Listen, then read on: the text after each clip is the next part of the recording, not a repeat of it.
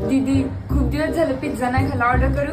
250 रुपये बाहेर घालवण्यापेक्षा तू 250चं साहित्य घेऊन ये, तुला 3 पिझ्झे बनवून देते. मग काय, जिभेची चव भागवायला मी पटकन सगळं साहित्य आणलं आणि दीदी काय काय करते याकडे लक्ष ठेवायला किचनमध्ये घुटमळू लागले.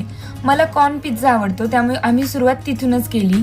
पिझ्झा बेसवर सगळे सॉसेस पसरवून त्यावर शिजवलेले कॉर्न स्प्रेड करून छान बेस बनवून घेतला. आणि माझ्या वजनवाढीचा लास्ट उपाय म्हणून दीदीने भरभरून चीज घातलं.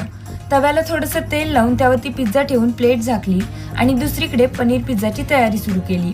पनीर पिझ्झाचं टॉपिंग तयार होईपर्यंत माझा कॉर्न पिझ्झा तयार झाला होता, जो की एकदम चीझी होता. बघूनच तोंडाला पाणी सुटलं. मग काय, मला दम निघतोय होय. मी लगेच त्याचे माझ्या तोंडात बसतील एवढे छोटे छोटे तुकडे केले. पण ते थोडं साईडला ठेवून मी पनीर पिझ्झाची प्रोसेस बघायला आले आणि बघता बघता सगळे पिझ्झा तयार पण झाले.